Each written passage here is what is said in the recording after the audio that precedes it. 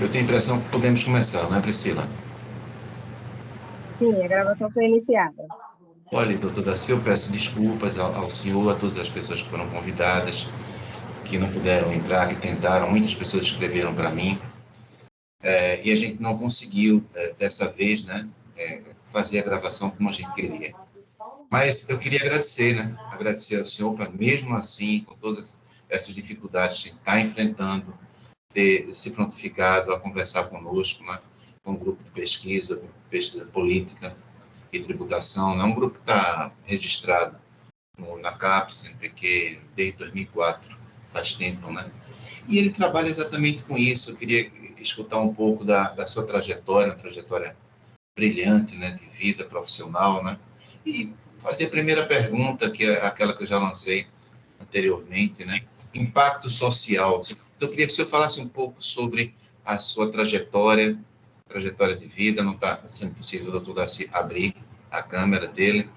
Sobre a sua trajetória de vida, né, brilhante, e o impacto social. O que é que se pode fazer para chegar até a população? O que é que o direito tributário, financeiro poderiam fazer para despertar interesse? Impacto social tem, né? Qual é o impacto social e o que é que a gente poderia fazer? Muito obrigado, doutor Daci. Por favor, com a palavra. Boa tarde, doutor Hélio. Boa tarde a todos. Eu posso tentar copiar o link aqui para o pessoal, doutor Hélio, porque esse novo link o pessoal não teve acesso, mas eu consigo copiar para o pessoal da Receita Federal. Certo. Deixa eu ver se eu consigo aqui, pelo menos, copiar o link. Espera aí. Agora, minha câmera está ligada, eu não sei o que, ela não está Aparecendo, né? aparecendo aí. Mas está escutando, a gente está conseguindo escutar. Eu peço que se puder falar um pouquinho mais alto, tá bem? Então, é isso. Se puder falar um pouco mais alto, para a qualidade de som. Eu não sei se está me escutando bem, se todo mundo está me escutando bem, né? Tivemos problemas hoje com o som e com a imagem. Se puder falar um pouco mais alto, eu peço Priscila, Neto, que me deem retorno também. Eu estou falando em um tom em que as pessoas conseguem escutar? Estamos escutando perfeitamente, doutor Hélio. O senhor está sendo ouvido. Perfeito. Tá bem, gente. Só um momentinho aí. Claro, doutor Daci.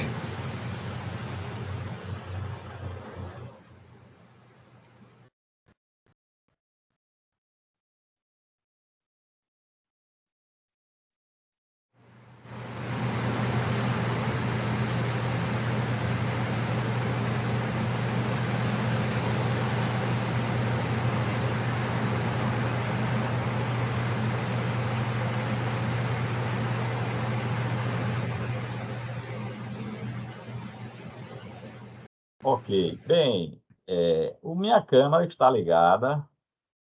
Vocês estão me ouvindo? Eu estou escutando bem. Ok. Mas eu não estou realmente vendo o vídeo da minha câmera, mas não tem problema, né? Agora, uma outra questão é que eu não estou habilitado aqui para compartilhar. É assim Neto, mesmo? Priscila. Peço aí a vocês, viu? Priscila, Neto. Priscila, por favor, encaminha o link dessa sala para o doutor Daci via WhatsApp, que ele distribui, por gentileza. Eu já encaminhei. Já foi encaminhado. Pronto, doutor. Doutor Daci, o link dessa reunião está em seu WhatsApp. Priscila acabou de lhe mandar e o senhor pode distribuir, que assim que as pessoas tentarem entrar, nós vamos admitindo. Eu já distribuí e as pessoas estão entrando aí. O problema Estão é que ótimo, perfeito. eu não estou aqui habilitado para compartilhar. Certo, mas o senhor está podendo distribuir o link, não está? O link eu já distribuí, algumas pessoas da Receita Federal já ingressaram. Aí, Ana, Emília, Romero. Foi pelo link que eu passei. Perfeito. Bruna entrou agora também. Eu acho que é compartilhar material, é isso a tela? Acho que sim. Para eu compartilhar a tela. Eu não vou, a conversa aqui é sem compartilhamento ou eu posso apresentar alguma coisa? Normalmente é possível. A gente hoje está enfrentando uma dificuldade, né, doutor Daci, adicional, Eu não sei se o que é que a gente não conseguiu detectar, a gente abriu uma nova sala, não é? Está acontecendo alguma dificuldade adicional. Certo, então tudo bem, né? Vai ser só na conversa mesmo, né? É exatamente uma coisa bem informal, doutor Daci. Então, eu queria que, se possível, falasse um pouquinho sobre como foi sua trajetória de vida, né? O senhor é É, auditor da Receita Federal, uma aproximação também grande com a academia, né? Então, fale um pouco para a gente, por favor, como foi a sua ok, trajetória. tá bom. Então, vamos dar início aqui à apresentação. Boa tarde a todos. Infelizmente, nós tivemos alguns problemas técnicos, né? Para ingressar na sala. Isso antigamente podia ter sido uma chave perdida, né? Para abrir a porta, né? Mas o efeito é semelhante, né? E até esses probleminhas acontecem e agora nós estamos aqui para fazer a apresentação. Eu, primeiramente, agradeço ao professor pelo convite, porque a gente ouve a questão da reforma tributária sendo tratada já há algum tempo, e eu participei, inclusive, do ENAT, o último ENAT, no ano passado, que houve lá em Brasília, e o ENAT é o Encontro Nacional das Administrações Tributárias, e o foco do ENAT foi exatamente a reforma tributária. Então, foi muita discussão, uma apresentação um pouco superficial, mas foi uma introdução à reforma tributária. E agora, com esse convite, eu tive que me aprofundar um pouco mais, né, ter um maior contato com a reforma tributária. A gente sempre fica esperando para depois, porque o efeito para a administração tributária da Receita Federal só a partir de 2026. Mas com esse convite, nós tivemos que antecipar um pouco, e aí, quando a gente antecipa, a gente vê que temos muitas coisas a fazer ainda, certo? Para a gente começar lá em 2026. Bem, eu ingressei na Receita Federal em 92 como auditor, trabalhei uns 10 anos no Banco do Brasil, e quando ingressei, eu era engenheiro graduado em engenharia eletrônica, trabalhava no Banco do Brasil e senti a necessidade de me graduar em ciências contábeis inicialmente e depois em direito, para poder exercer melhor a minha atividade na Receita Federal. Então, essa graduação de ciências contábeis e de direito já foi na Receita Federal. Trabalhei sempre mais próximo da área de fiscalização e também na administração, sendo chefe de fiscalização, delegado do Recife, que o delegado atual está aí, Carlos Eduardo. Romero, na época que eu era delegado, era o delegado adjunto e continua. Ele tem muito contato com o professor. E hoje eu estou como superintendente aqui da 4ª Região Fiscal, que compreende os estados de Pernambuco, Alagoas, Paraíba e Rio Grande do Norte. A superintendência engloba esses 4 estados. As equipes hoje são todas regionalizadas. Então, tem uma equipe aqui no Recife, ela trata dos processos, dos pedidos dos contribuintes desses 4 estados. Mas para o contribuinte, isso ele não percebe, porque ele faz o pedido em qualquer estado e vai direto para a equipe. A gente que trabalha com a tributação, com a cobrança de tributos, sempre contestado, né, que o Estado cobra muito imposto, a Receita Federal, mas, na realidade, a Receita Federal não tem competência para instituir qualquer tributo. Isso é uma competência do Congresso Nacional. A Receita Federal apenas implementa a política definida lá pelo Congresso Nacional e vai para a lei orçamentária, a previsão da Receita, e a Receita Federal precisa executar as ações para arrecadar o que o Congresso Nacional estipulou como necessário para o Brasil poder é desenvolver as políticas públicas para atender à necessidade do cidadão. Então, o primeiro impacto social, a função social do tributo é prestar os serviços ao cidadão. Então, a gente tem que olhar também esse lado do tributo, não só o lado e pagar o tributo, mas sem o tributo não haveria a contrapartida na prestação dos serviços públicos à população do nosso país.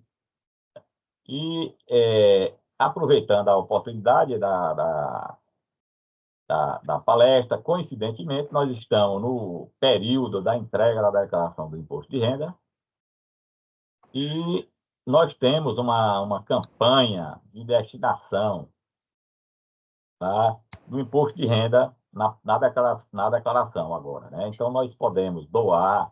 Na verdade, a gente nem usa esse termo doar, né? Nós preferimos destinar, porque na realidade não é uma doação, porque o contribuinte apenas ele, em vez de recolher o DAF como imposto, ele separa, uma parte é imposto, outra parte vai para os fundos, né? O fundo da criança e do adolescente e o fundo do idoso. Então, todos nós podemos fazer essa contribuição de 3% para cada um desses fundos. O fundo da criança e do adolescente e o fundo do idoso. Faz a doação na declaração, ninguém vai pagar mais imposto. O imposto de cada um não será alterado e esses recursos não entrarão no orçamento. Eles ficarão diretamente aqui nos fundos do Estado ou dos municípios e serão aplicados, sem precisar passar pelo orçamento. Os conselhos municipais é que decidirão como esses recursos serão aplicados, certo? Nos projetos sociais de cada município.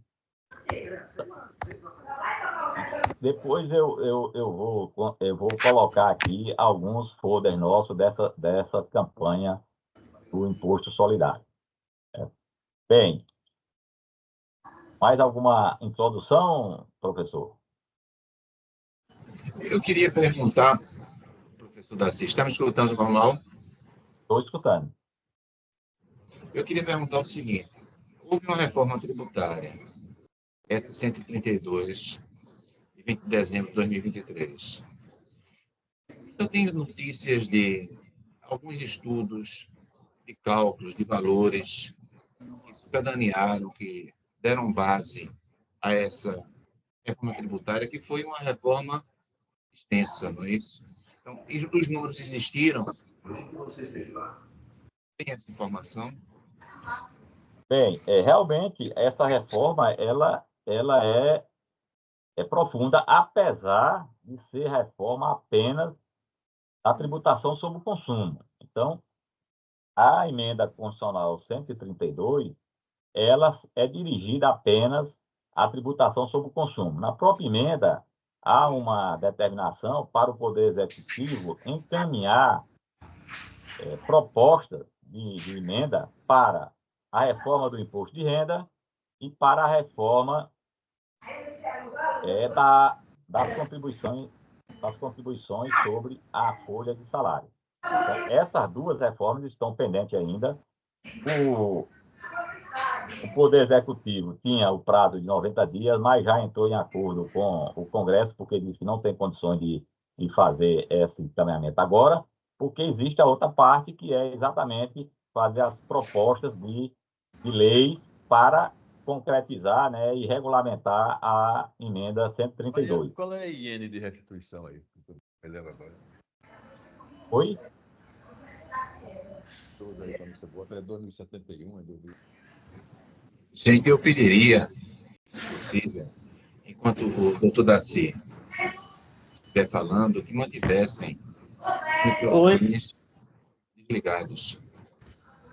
Bem, eu agradeço. Bem, professor, eu não vi esses cálculos, né, de qual seria o efeito na arrecadação, mas a emenda ela tem uma previsão de manutenção da carga tributária. Então, ela vai lá, tem um dispositivo que diz que a carga tributária é para ficar igual. o que for arrecadado a mais vai diminuir em outra parte. Então, nesse período de transição, ela tem um dispositivo que é para manter a carga tributária. Tiveram esse cuidado, porque, de modo geral, nós não temos como prever com certeza qual é o efeito de uma reforma tributária dessa, se vai aumentar ou vai diminuir a carga tributária. E aí, com esse dispositivo, pelo menos ele tem a intenção de a carga tributária ser mantida, nem aumentar, nem diminuir. Bem, Eu posso lhe indagar o seguinte, doutor Assi. Atualmente, o senhor poderia fazer um quadro geral da perspectiva da Receita Federal sobre o nosso sistema? Atualmente, como é que isso está funcionando na sua perspectiva, por favor? Bem, essa reforma sobre a tributação do consumo, ela pretende acabar com alguns tributos federais, estaduais e municipais. Os tributos federais, que hoje nós temos, PIS, COFINS, tinha a intenção de atingir também, o IPI vai atingir, mas não completamente o IPI, que são impostos federais. E vai atingir o ICMS, que é um imposto estadual, e o ISS. O PIS e o COFINS são contribuições, e elas caminham junto. Basicamente, possuem a mesma base de cálculo, quase 100%. Só tem a questão do PIS, que ele tem uma outra tributação para as entidades que não são com finalidade de lucro. Mas o resto é tudo igual. E há muito tempo se tenta fazer a fusão do PIS e COFINS. Desde quando eu ingressei na Receita Federal que eu ouço essa pretensão de fazer fusão do PIS e da COFINS, que são contribuições, as duas contribuições da União, não tem problema de repartição tributária, mas a União nunca conseguiu fazer essa fusão. Agora, com a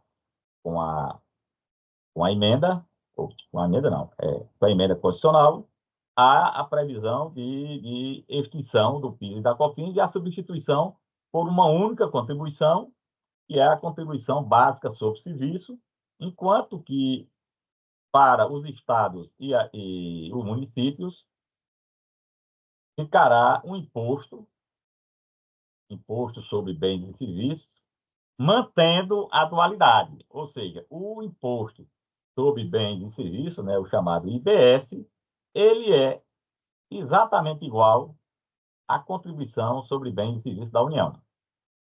Vai ser igual. Base de cálculo, só vai ser diferente as alíquotas e os municípios poderão ter alíquotas diferentes. Mas todo o funcionamento desse imposto, do IBS, da contribuição básica sobre serviço, será igual. Inclusive, a própria emenda determina que a lei complementar que instituir o IBS e a CBS sejam a mesma. Uma mesma lei complementar vai instituir esses dois tributos. A emenda também tem uma preocupação uma grande preocupação com as leis que vão tratar a regulamentação desses tributos. Então, a emenda cita lei complementar 73 vezes e lei ou lei ordinária apenas 5 vezes. A maior parte da regulamentação será por lei complementar, que foi uma preocupação do legislador. Lei complementar para regulamentar quase tudo. Bem, um impacto para os contribuintes, que está até um dos princípios na emenda, é a simplificação. E a gente acredita que haja simplificação nas obrigações acessórias. Até espero, e acho que isso é possível, que seja apenas uma obrigação acessória para o IBS e a CBS. Hoje, só para ter uma ideia, nós tínhamos no passado obrigação acessória para o Estado, para o ICMS, e a da União, para o IPI. Mas isso já foi unificado há alguns anos, então hoje nós temos uma escrituração fiscal, o ICMS e IPI. Então, nós temos aí uma escrituração que junta o ICMS, que é o imposto do Estado, e o IPI, que é um imposto da União. Mas ainda tem a escrituração do ISS.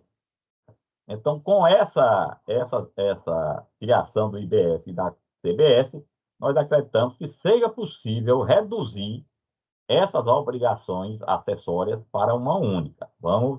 Acreditamos que isso seja possível e isso será realizado. Inclusive, eu conversei com um colega, conversei com 2 colegas dos grupos. Depois eu vou tratar aqui, falar sobre os grupos que estão trabalhando para propor as leis complementares. Né? Tem um grupo da operacionalização, e eu conversei com ele e ele acha que as obrigações acessórias serão simplificadas e reduzidas. Então, esse é um dos desejos da reforma. Eu vou até ver aqui, deixa eu ver aqui os princípios que a reforma colocou. Princípio da neutralidade, simplicidade, transparência, da justiça tributária, da cooperação e da defesa do meio ambiente. São princípios novos que não constavam na Constituição e foram introduzidos pela emenda. Eu pergunto, assim, tem um jurista antigo, mas sempre atual, Aleomar Balieiro, que é reproduzido também pelo Geraldo Taliba, também tributarista muito conhecido, que dizia que imposto bom é imposto velho. Normalmente, além de envolver muito dinheiro, as questões novas são muito polêmicas. E havia uma alternativa a essa emenda constitucional, algo no sentido do simplifica já. Como é que vai ser a convivência entre o Simples Nacional e essa emenda 132, com o IBS, com a CBS? Pela sua experiência, como é que isso vai ocorrer? Bem, os impostos mais antigos, eles são melhores no sentido de que muitas questões já foram resolvidas, né? Porque todo tributo, ele está sujeito à contestação, né? Contestação na esfera administrativa e na esfera judicial. E aí não vai ser diferente com a IBS e com a CBS e também a própria reforma do imposto de renda que virá e da folha de pagamento. A emenda, ela tem um dispositivo que trata das empresas dos simples. As empresas do simples poderão deixar de pagar todos os impostos, né, pelo o regime unificado do simples e pagar aqui pela IBS ou pela CBF. Eu só não acho que alguma empresa do simples, é possível, né, que ela seja melhor optar pela IBS e pela CBF, né? Mas acredito que a maior parte vai ficar mesmo recolhendo pelo regime unificado do simples. Então, a emenda não interfere na opção do contribuinte pelo regime do simples. Apenas dá a opção dele, mesmo sendo do simples, ele optar aqui pelo IBS e pela CBS. E o imposto seletivo, doutor da Silva? Como é que a Receita Federal imagina que essa lei complementar vai surgir? Como seria a base semelhante ao IPI? Como seria? Bem, o imposto... primeiro falar um pouquinho do IPI, porque a ideia da reforma era acabar com o IPI também. Só que tem a questão da Zona Franca de Manaus, e aí tentaram criar uma CID, mas aí no final o IPI foi mantido. Então o IPI será reduzido, ele vai ser, permanecer, ele incidirá sobre produtos que também sejam fabricados lá na Zona Franca de Manaus com incentivo. Então, só sobre esses produtos incidirá o IPI. Então, essa é a primeira questão do IPI. E algumas atividades que estarão no imposto seletivo, Um detalhe, ele vai ter esse imposto eu seletivo, mas teria, não vai incidir IPI.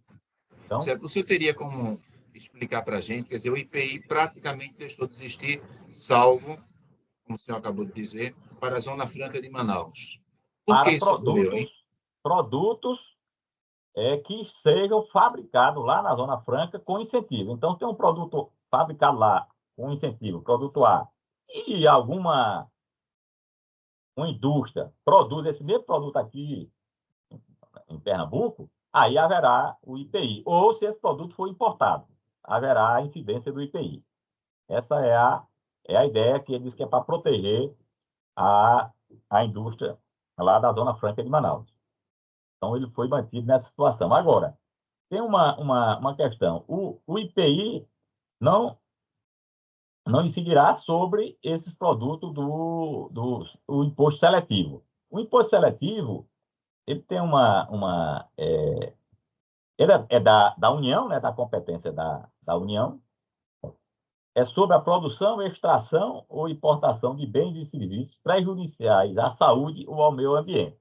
Mas veja como o legislador, ele tomou também um cuidado e na própria emenda diz que não incidirá sobre as exportações, isso é uma regra geral, energia elétrica e telecomunicações. Então, assim, você pode até pensar, mas, rapaz, como colocou esse dispositivo, você imaginar que a energia elétrica ou a telecomunicações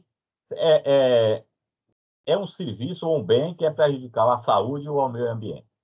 Então, em tese, a gente poderia concluir que isso não poderia acontecer, né? Mas o próprio legislador já excluiu a energia elétrica e telecomunicações via na frente alguém querer incluir isso como no imposto seletivo, como se fosse prejudicial à saúde ou ao meio ambiente. Então, houve esse cuidado na própria emenda.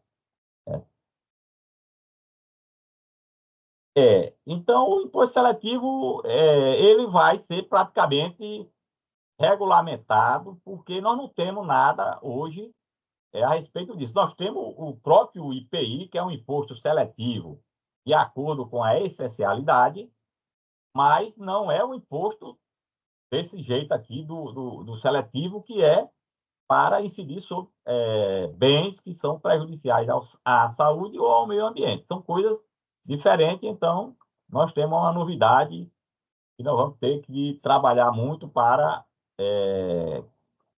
regulamentar o imposto seletivo. A questão do julgamento administrativo. Com a criação do comitê gestor, se puder falasse um pouquinho sobre ele. O IBS, ele, o artigo 156, letra B, inciso 3º,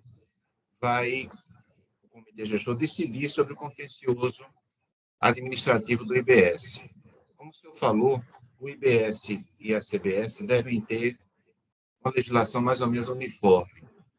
E aí, o que o senhor pensa a respeito disso? Quer dizer, nós teremos uma legislação uniforme sobre um tributo federal, um tributo estadual, o tributo estadual submetido a 27 tribunais de justiça, o tributo federal submetido a 6 tribunais regionais federais, isso precedido da esfera administrativa de julgamento.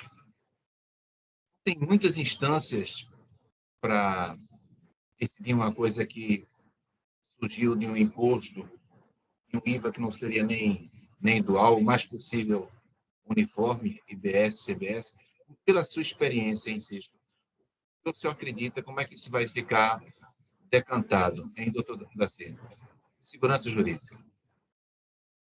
Bem, o comitê gestor já é um instituto muito complexo que está sendo criado pela emenda, né? Ele está previsto na emenda, e tem toda a composição, né, do próprio comitê gestor, que tem os representantes do Estado, os representantes dos municípios, a forma de composição. Então, isso já já tem um grau de complexidade muito grande para esse comitê gestor. E, inclusive, a emenda também fez a previsão de que os conflitos entre os entes federativos e entre os entes federativos e o próprio comitê gestor, relacionado à IBS e à CBS, porque também pode haver conflito entre IBS e CBS. Aí é competência do STJ para diminuir esses conflitos. Então, a emenda também já fez a alteração e é o STJ que vai dirimir esses conflitos. A emenda prevê que o comitê gestor decidirá o contencioso administrativo. Mas tem uma outra, deixa eu pegar aqui o outro dispositivo, que é onde diz que eles podem ter o contencioso integrado, certo? Eu conversando com alguém, não, o contencioso poderá ser único, mas a emenda não diz que é contencioso único. Fala em contencioso integrado. Então, o contencioso integrado, nós podemos interpretar de algumas formas, né? Nós podemos interpretar, não, podemos ter contencioso na esfera de primeira instância, municipal e estadual e federal, uma segunda instância, juntando tudo, ou ter uma primeira instância só municipal e estadual e uma segunda instância estadual também. Veja, tem muitas possibilidades, certo? Mas não é único. Ele fala, a emenda fala integrado, né? Pode haver um contencioso integrado. Então, há diversas possibilidades. Eu acredito até que haja a possibilidade de ter um contencioso de primeira instância de alguns municípios, apenas, 20 municípios se juntam e dizem, vamos criar o nosso contencioso aqui de primeira instância, pode até ser também um de segunda instância desses 20 municípios. Mas é aberto. Certo? Essa integração, eu entendo que ela é muito ampla, e aí vai depender das negociações desses grupos. Eu depois vou falar um pouquinho aqui do grupo técnico que estão trabalhando para propor as leis complementares, mas eu acredito que é muito amplo, certo? A abertura aí para a criação desse contencioso. E eu acredito que o melhor é ter realmente alguma redução desse contencioso. Uma redução porque você reduz os custos, reduz a burocracia e uniformiza as decisões. Então, eu queria também que falasse. Marcar aqui, né? Já entrei na página para marcar, agora já a marcar já negócio já todas as informações aqui na agenda. É o seguinte, gente, se possível, quando o doutor Daci estiver falando, aí, por favor, eu peço que desliguem o microfone. Com relação à imunidade das entidades religiosas, o artigo 156b ele foi alterado também por essa emenda. Aí se acrescentou que, além dos tempos de qualquer culto, na verdade, se acrescentou a expressão, inclusive suas organizações assistenciais e beneficentes, quanto à imunidade dos templos. Teria algum comentário, doutor Daci, pela sua experiência sobre isso? Imunidade dos templos religiosos. Bem, essas imunidades, elas sempre foram objeto de muita discussão. Agora, houve essa inclusão na Constituição, tem um grupo técnico que vai tratar das imunidades, né? Eles vão tentar colocar na lei complementar como se dará essas imunidades, quais são as obrigações e os requisitos, mas essas entidades, normalmente, historicamente, elas são isentas ou imunes, né? Então, acho que não vejo muita alteração aí, não. Houve uma alteração recentemente, que foi por uma interpretação da própria Receita Federal, que era até para os pastores, né? Ele ser isento do imposto de renda.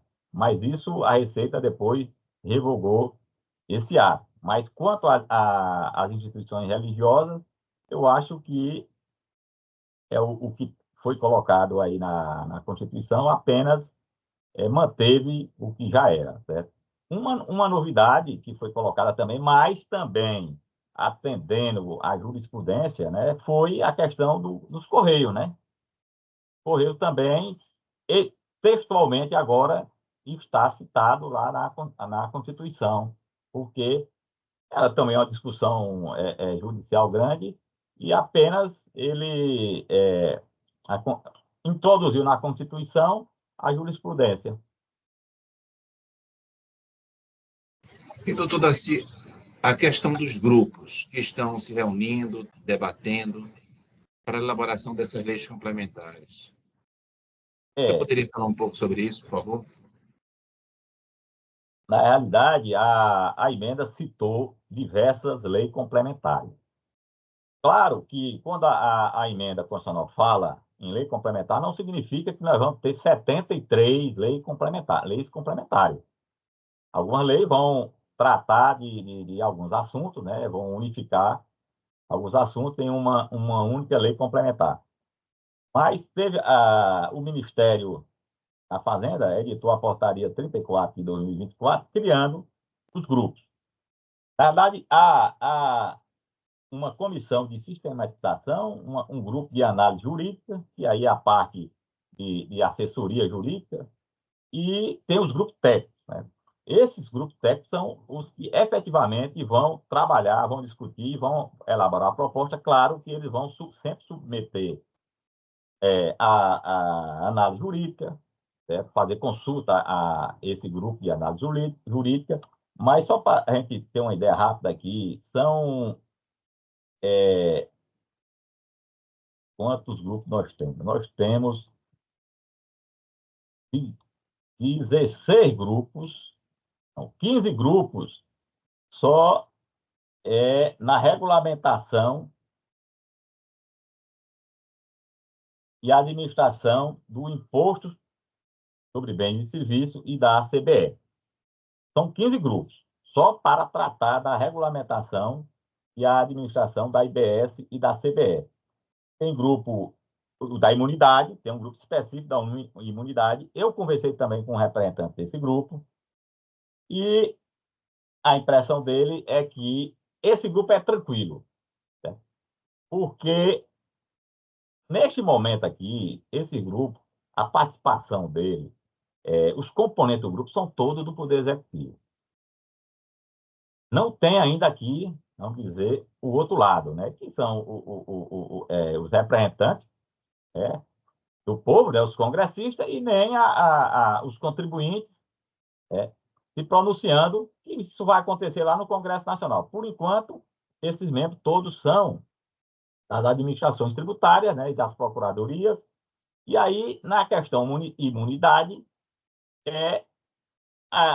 esses grupos, normalmente, né, os componentes, eles tendem a trabalhar em conjunto para fazer alguma restrição. Então, não tem muita discussão. Ele falou que nesse grupo aqui eles vão entrar no consenso, porque tem uma característica aqui, a decisão é consensual. Não tem decisão aqui dos grupos que seja por maioria, não. Tem que discutir, e o que vai ficar na proposta para o Poder Executivo é consenso. Então, é muita discussão para você chegar no consenso em algumas matérias, inclusive matérias que vai ter Estado, município e União discutindo. Então, algum grupo, ele falou que algum grupo, a coisa está mais difícil, mas só vai poder constar das propostas o que foi consenso. Tem esse de imunidade, tem a alíquota reduzida, o grupo para tratar só de alíquota reduzida, tem de regime específico de combustível, Tem inúmeros grupos, certo? E tem um outro grupo aqui, da distribuição dos recursos, é um grupo já específico, que vai tratar da regulamentação da distribuição dos recursos, certo? Do IBS, porque o IBS é um imposto compartilhado pelos estados, Distrito Federal e municípios, então precisa haver a distribuição desses recursos. Então, vai ter um grupo para tratar só da distribuição.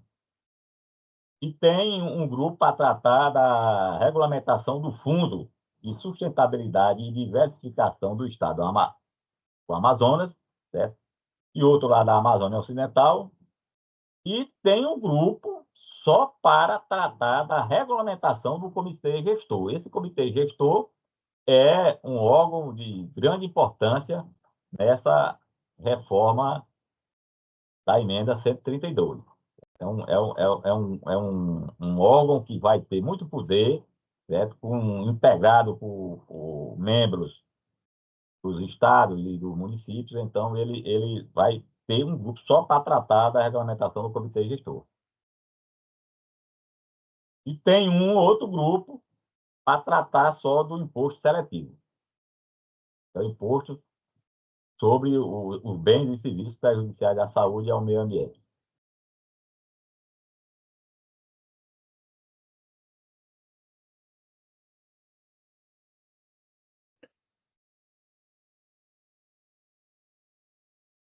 Oi, professor.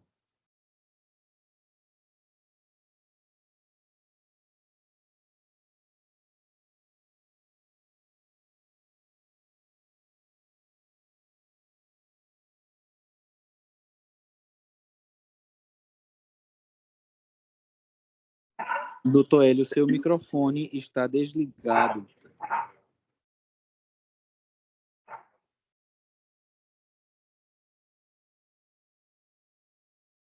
Oi, professor, está ouvindo? Eu estou ouvindo sim, professor. Estou ouvindo. Entrei agora pelo celular. Pode continuar, por favor. Os grupos, eles têm um trabalho grande, porque, em tese, a regulamentação tem que ocorrer antes do ingresso, né, em 2016 e 2027. Em 2026 e 2027 já vai vigorar algumas alterações, né? A CBS já vai vigorar. Então, nós temos aí um ano e 8 meses para esse grupo trabalhar, produzir a sua proposta, enviar para o Poder Executivo analisar e depois encaminhar para o Congresso e o Congresso aprovar. Então, é um tempo curto. Espero que dê tempo. E lá em 2026, 2027, já está tudo pronto. Na realidade, vai ter umas alíquotas em 2026 e 2027 que serão compensadas com o próprio PIS e COFINS. Na verdade, vai ser instituído a CBS e o IBS, mas o contribuinte que pagar, ele vai compensar o valor com o PIS e COFINS. Ou seja, os tributos vão conviver, mas não haverá aumento da carga tributária. O teste será dessa forma. Paga a CIBS, paga a CBS, mas compensa com o PIS e COFINS. Então, não haverá aumento de carga tributária. Isso já em 2026 e 2027. Professor, Deu para entender, professor? eu estou escutando. Eu não sei se estão me escutando. Se estiverem. Está escutando? Estou escutando. Perfeito. Então, o senhor, no início, falou que nós temos uma reforma, uma grande reforma, sobre o consumo, não é? Aliás, muito detalhado, que alterou vários dispositivos, muitos dispositivos constitucionais. Mas há também uma expectativa de alguma reforma sobre a renda e sobre o patrimônio. Embora parece que essa reforma já tratou, de alguma maneira, sobre IPTU, ITCMD, sobre IPVA. Mas e aí? O que se espera dessa reforma sobre a renda, que pode vir mais adiante, ou talvez até sobre o patrimônio? Poderia falar um pouquinho sobre isso? Apesar de estar previsto na emenda 132, o Poder Executivo teria 90 dias para encaminhar a proposta da reforma do imposto de renda, isso ainda não foi feito. Então, e eu conversei com alguns colegas e eles me informaram que o Poder Executivo entrou num acordo com o Congresso Nacional para só encaminhar essas propostas no segundo semestre, porque estão focados agora nas leis complementares para regulamentar a emenda constitucional número 132. Nós temos uma grande discussão sobre o imposto de renda. E ele incide muito sobre quem ganha menos. Inclusive, um detalhe, aqui no IBS e na CBS, tem a previsão do contribuinte receber o imposto e a contribuição de volta, certo? Que eles denominam de cashback, para a baixa renda, pessoa física de baixa renda. Então, isso já está previsto aqui na emenda número 132, e para energia elétrica e gás, né, é obrigatório. Então, ela tem essa possibilidade na emenda, que haja o cashback, né, a devolução do imposto para as pessoas físicas de baixa renda, mas a própria emenda também já determinou que, no caso da energia elétrica e o gás liquefeito, será obrigatória essa devolução. Então, isso está na própria emenda. Na questão do imposto de renda, aí nós temos... Com relação ao cashback, já que falou, então, só para terminar esse assunto, acha viável o cashback? Parece que ele funciona de alguma maneira no Rio Grande do Sul. Tem informações sobre a viabilidade do cashback? Olha, eu acho que é viável. Eu não tenho essa informação lá do Rio Grande do Sul, não, professor, mas é plenamente viável, inclusive em algumas atividades que é bem acompanhado, né? A operação é bem registrada, é perfeitamente possível, né? Essa, por exemplo, da energia elétrica, é uma atividade que é perfeitamente possível, porque ela é, na verdade, bem controlada, né? Temos os registros dessas operações, então não vejo dificuldade em estabelecer o cashback, não. Uma outra novidade, isso aí eu não vi aqui, que é uma coisa também que não é relacionada diretamente, mas é uma novidade e uma técnica nova que querem introduzir. Isso, na verdade, eu ouvi lá na palestra, no ENAT, né, no Encontro Nacional da Administração Tributária, que é sobre uma técnica chamada de split payment. Eles querem, certo? As administrações tributárias querem introduzir essa técnica de split payment, que é, na verdade, pagamento dividido. Na verdade, o pagamento será destinado à administração tributária na hora que o cliente paga a conta. Certo? Então, se você vai comprar um televisor numa determinada loja e tem lá R$ 1.000 e R$ 100 de imposto, ou contribuição, esse valor, na hora que você paga, ele vai diretamente para a administração tributária. Então, é o que ele chama de split payment. Acredito que isso seja proposto nesses grupos, né, nos grupos técnicos. Vão propor algo desse tipo aí, desse split payment.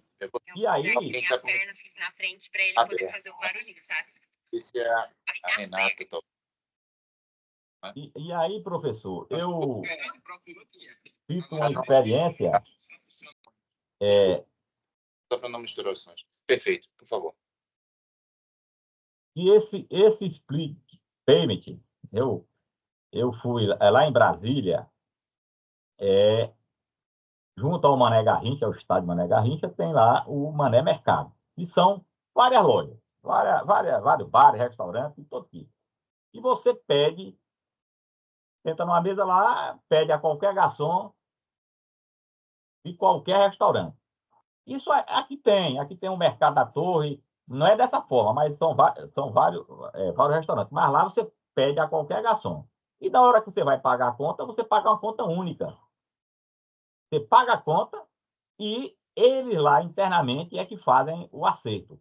É um tipo desse split payment. Só que, lá na questão aqui do tributo, um do destinatário da divisão será a União, o Estado, o município ou o Distrito Federal. Então, essa técnica eles querem usar, e aí é semelhante ao cashback, né? É apenas você destacar que também é uma da determinação da emenda constitucional, é que sempre que possível o imposto e a contribuição sejam destacados na nota fiscal. Isso também está na emenda. Determina que é para o imposto, o IBS e a contribuição sejam destacados, né, na nota fiscal. Então, a determinação da emenda. Eu aproveito e lhe pergunto, doutor Daci, quer dizer, com uma experiência já de tantas décadas trabalhando com tributo, falam muito que alguns juristas, advogados, falam que essa emenda pode violar a federação, né? E, de repente, quando se fala em pegar o ISS, o ICMS e conjugar em um só imposto, o IBS, isso poderia, de algum modo, violar a federação. O que é que o senhor acha? A questão da federação no Brasil, a distribuição das receitas e, claro, dos serviços entre União, estados, Distrito Federal e municípios. Queria que falasse um pouco sobre o federalismo no Brasil, na sua perspectiva de tantas décadas na Receita Federal.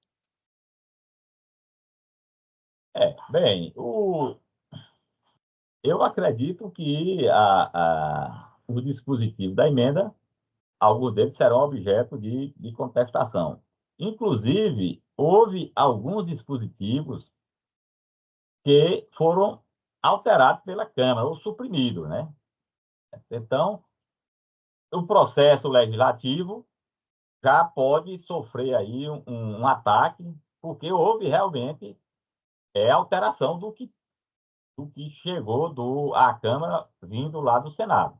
Então, já há, de cara, essas alterações aí, e essas alterações precisam ser analisadas, né? Mas houve essas alterações. Isso aí já é uma questão que pode ser objeto de alguma contestação, porque houve realmente essas alterações. Bem, na questão do federalismo, nosso Estado ele tem 3 entes, né, tributantes, né, na verdade são 4 com o Distrito Federal, a União, o Estado, o Distrito Federal e o município, cada um teve uma competência originária na Constituição, e aqui está realmente alterando essas competências. E pode, de alguma forma, ocorrer alguma contestação de algum município ou de algum estado, mas, como, na realidade, o IBS, né, vai ser mantida as competências, né? Porque, na verdade, o imposto ele não é de competência nem do Estado e nem do município. Ele é de competência de um e de outro. Né? Não é exclusivo do Estado e não é exclusivo do município, não. É compartilhado. Então, nesse aspecto de alegar que houve uma invasão, sei, eu acredito que não, porque a competência foi mantida. O município vai ter o IBS, vai poder cobrar, e também o Estado. Claro, e aí tem uma questão, é que o município tem uma margem de ação aí, que é instituir a alíquota, né? Dizer qual é a alíquota do município. Mas todo o arcabouço, toda a estrutura do imposto vai ser por uma lei complementar, e aí vai valer para os estados e todos os municípios. Então, nesse aspecto aí, o município não tem poder, né, de alterar. Então, pode ser que nesse aspecto aí, algum se sinta prejudicado, porque ele não vai poder alterar a base de cálculo, não vai poder alterar fato gerador, né, data de recolhimento, todas essas questões que são genéricas. E a única coisa que ele vai poder alterar é a questão da alíquota. Então, há nesse aspecto, há um engessamento aí, né? Está engessado o município. Engessado. Outra questão também que eu queria lhe escutar é a respeito dos fundos, né? Essa emenda constitucional, ela fala no fundo para o Amazonas, fala no Fundo Nacional de Desenvolvimento Regional, fala no Fundo de Compensações de Benefícios Fiscais. E aí, a questão dos benefícios fiscais, o senhor acha o quê? Quer dizer, o Brasil ele possuía até o ano passado um volume muito grande de benefícios fiscais. E aí, o que o senhor acha, o que está sendo feito, esse fundo de compensação dos benefícios fiscais, como é que, volto a insistir, pela sua experiência, pela sua grande prática, né, como é que isso vai funcionar, os benefícios fiscais no Brasil?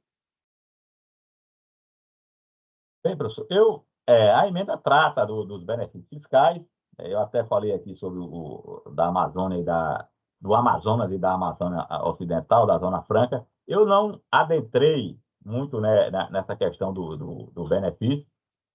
O meu foco aqui era um pouco diferente, né? O nosso foco é tratar da cobrança, né, da incidência do tributo. Mas todo benefício fiscal, ele passa por um enfoque político.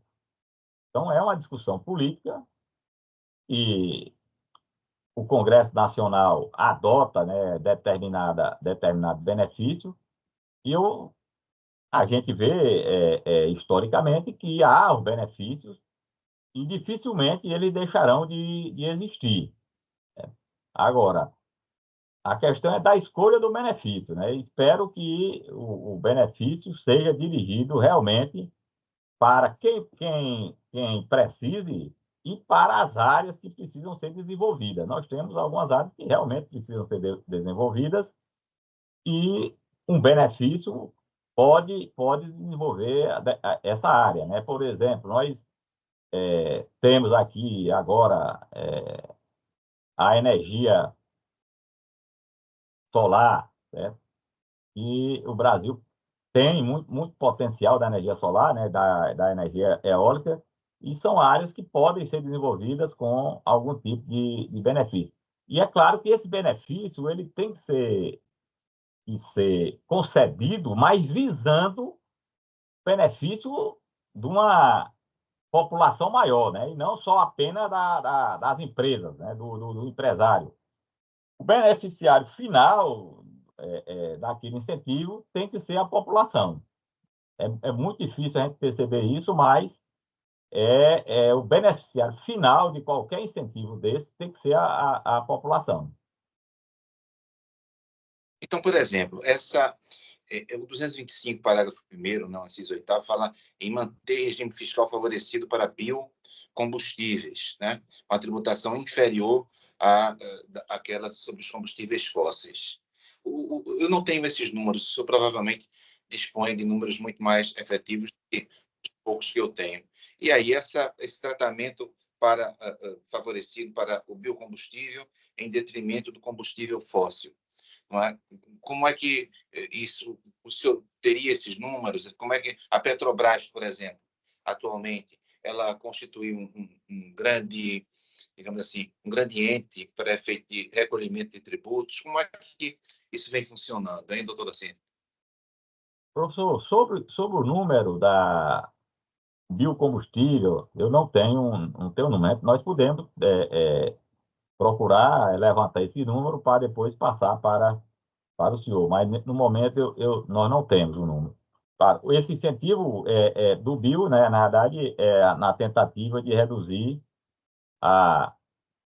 o uso, né, do combustível fóssil, né, do óleo, diesel, da gasolina, E aí tem esse incentivo. Mas eu não tenho esse número aqui não, professor. Mas nós podemos pesquisar.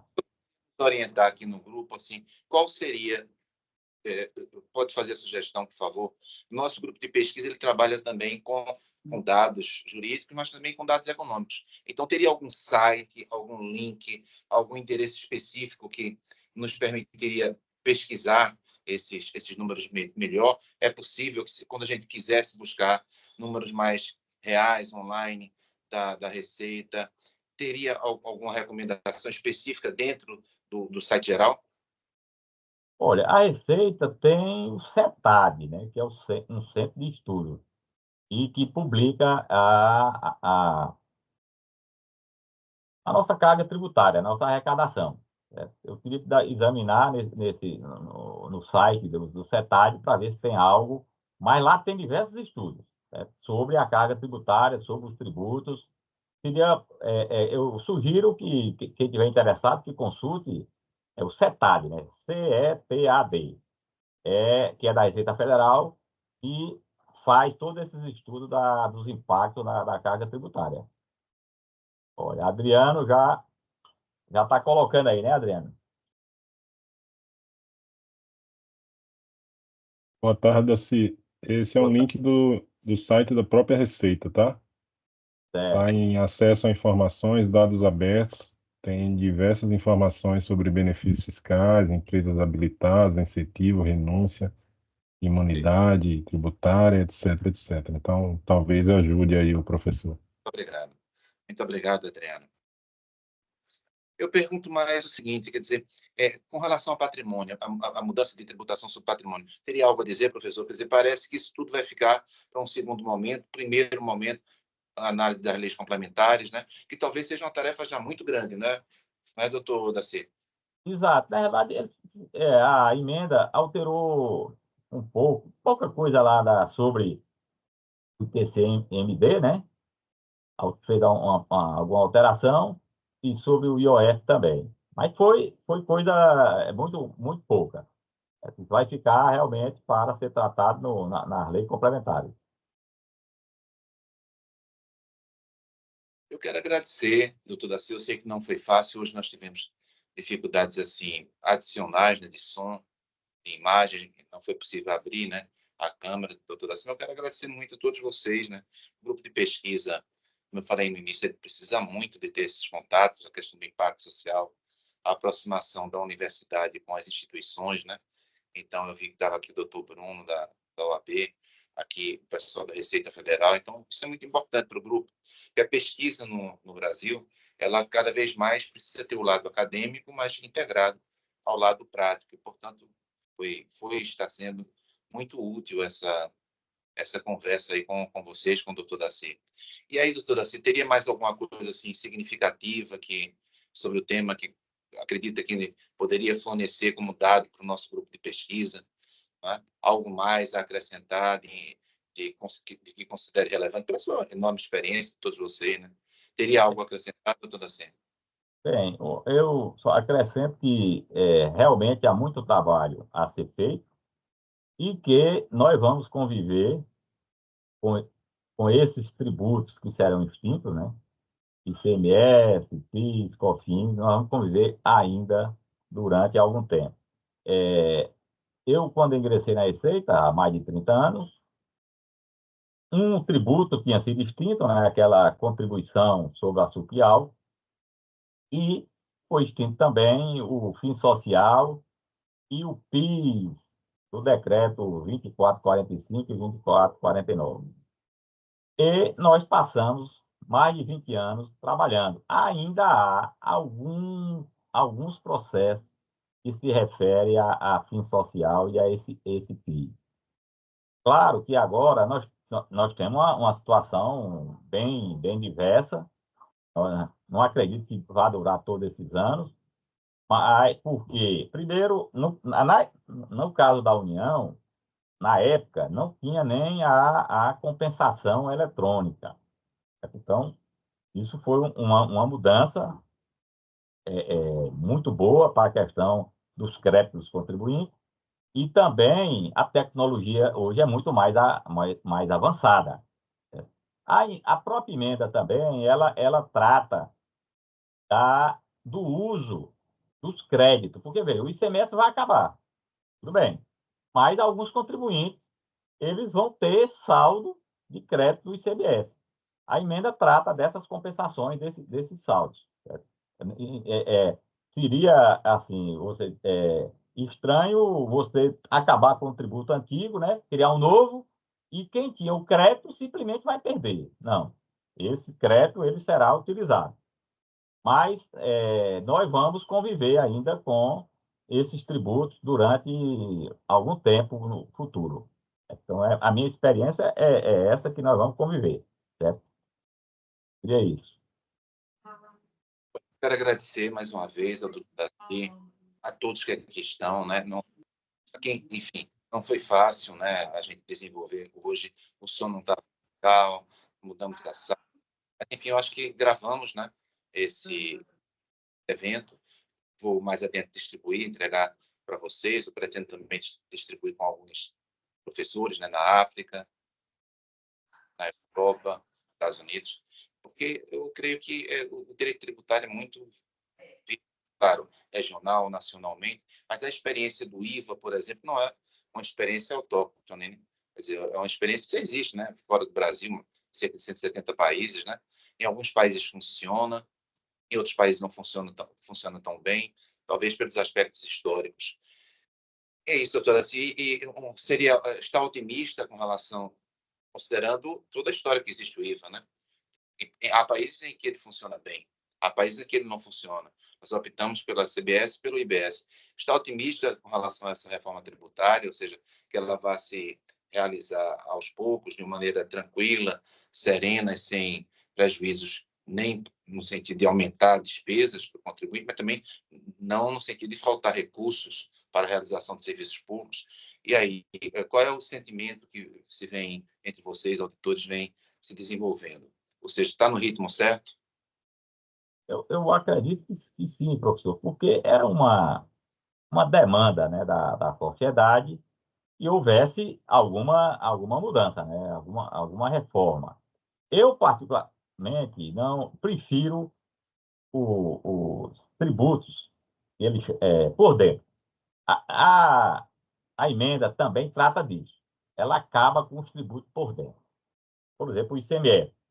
ICMS é R$ 1.000 o produto e se for 10% a alíquota, ele vai calcular 10% de 1.000 e vai dizer que é R$ 100.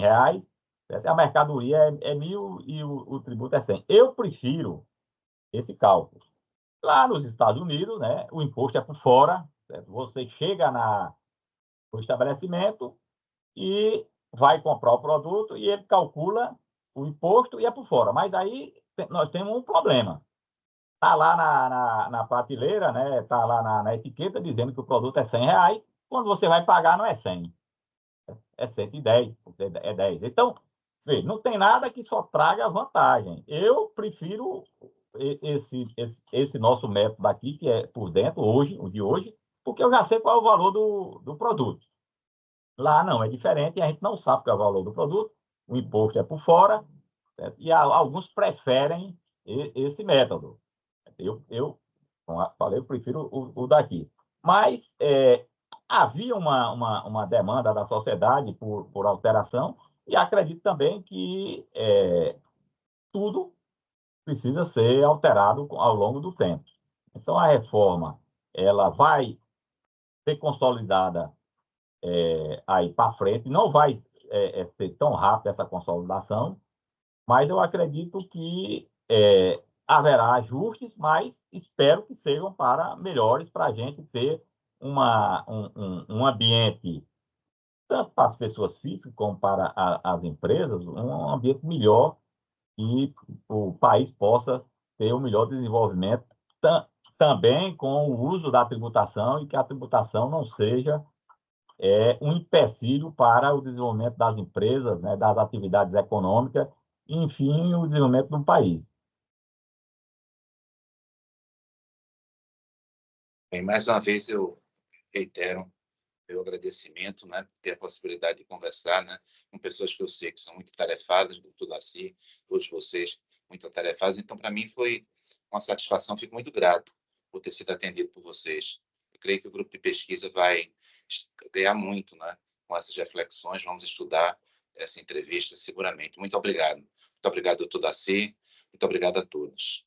Ok, professor. Obrigado ao convite. A Receita Federal está sempre disponível. Qualquer informação que precisar, nós estaremos aqui disponíveis para atender. Não significa que eu saberei responder, mas, com certeza, nós vamos buscar a informação e ajudaremos aí na sua atividade, certo? E de disseminar a informação. Estamos sempre à disposição. Obrigado a todos aí por comparecer, por assistirem ao evento. Estamos sempre à disposição. Obrigado. Uma feliz Páscoa. Até mais. A todos. Muito obrigado.